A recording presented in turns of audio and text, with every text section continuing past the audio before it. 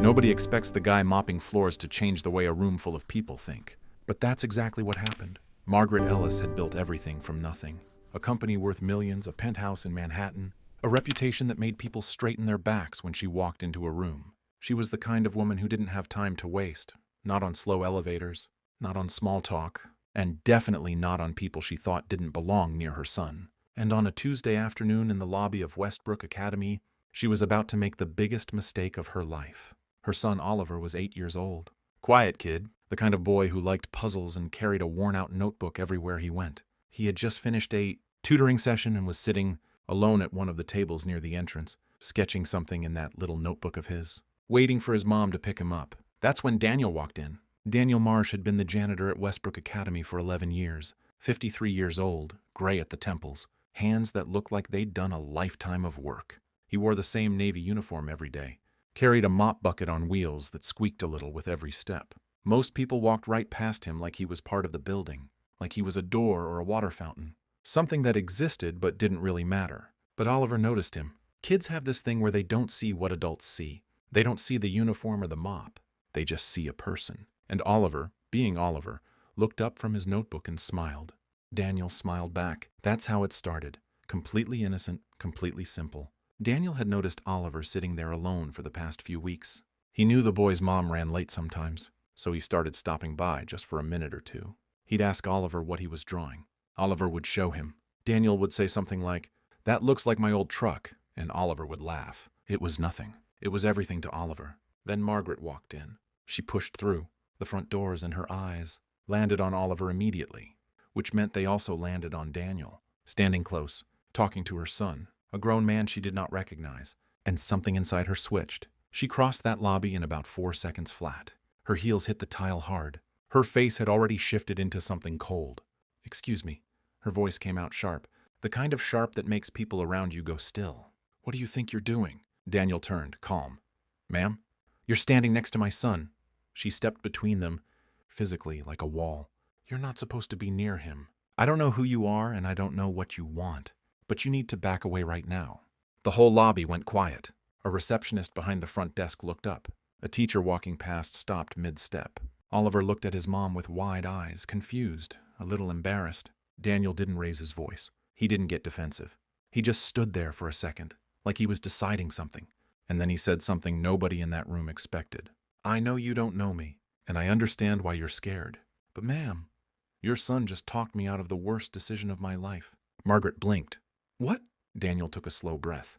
3 weeks ago I was going to quit. Not just this job, everything. I'd lost my wife 8 months before that. My daughter stopped talking to me. I was coming in every day, just going through the motions. And I had made up my mind that I was done. He paused. And then this little boy right here looked up at me and said, "You have kind eyes." My grandpa had kind eyes, and he was my favorite person in the whole world. The lobby was completely silent now. I don't think he even remembers saying it. Daniel glanced at Oliver, who was sitting very still. But I went home that night, and I cried for the first time since my wife's funeral. And then I called my daughter. First time in 6 months. She picked up. Margaret hadn't moved. "We talked for 2 hours, Daniel said, his voice quieter now. "She's coming to visit next month. First time in 2 years. He looked at Margaret directly. "Your son didn't do anything big. He just saw me. That's all. He just looked at me like I was a person." The teacher in the hallway had both hands over her mouth. The receptionist had stopped pretending to type. And Margaret Ellis, the woman who had built a $1 million company, who had never cried in a boardroom, who had taught herself not to show weakness in any room, felt her throat tighten in a way she hadn't felt in years. She looked down at Oliver. Oliver looked up at her and said quietly, "He's my friend, Mom." She didn't say anything for a long moment.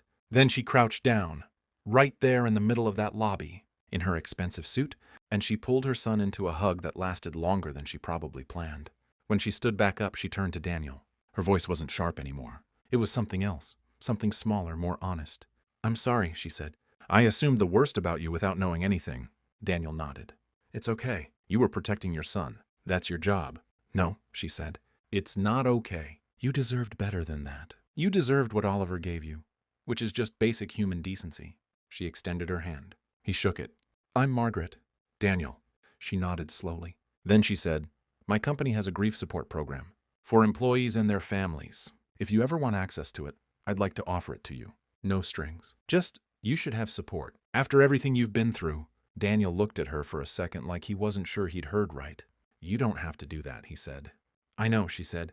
That's why I want to. Oliver slipped his hand into his mom's. She squeezed it. And that was it. That was the whole thing. No big dramatic moment. No viral video that changed the world overnight. Just a woman who almost let fear and assumption cost her something important, and caught herself just in time. Here's the thing about judgment. We do it fast, faster than we even realize. Our brain takes one look at a person, their clothes, their job, where they're standing, and it writes a whole story. We don't mean to do it. It's just how we're wired. But being wired a certain way doesn't mean you have to stay that way. Margaret spent the drive home thinking about how many Daniels she had walked past in her life, how many people she had looked through instead of at. She didn't like the answer. Oliver fell asleep in the back seat, his notebook on his lap, a half-finished drawing of a janitor's mop cart on the open page. She looked at it in the rearview mirror and smiled. 3 weeks later, Daniel's daughter arrived at his apartment. She brought her 2 kids, his grandchildren, who he had never met. The youngest one walked straight up to him at the door and held her arms up, the way little kids do when they want to be picked up by someone they've decided they trust. He picked her up, and for the first time in almost a year, Daniel Marsh felt like himself again. Not because of anything grand, not because of a miracle or a twist of fate, because an 8-year-old boy looked at him and saw a person worth seeing. That's it. That's the whole lesson. You don't need money or power or a big platform to change someone's life. Sometimes all it takes is looking at someone, really looking, and letting them know they exist. Oliver didn't know what he did. He was just being a kid. But kindness that comes without thinking about it, that's the purest kind there is. Don't walk past people, see them. Watch the next video on screen. It'll hit just as hard.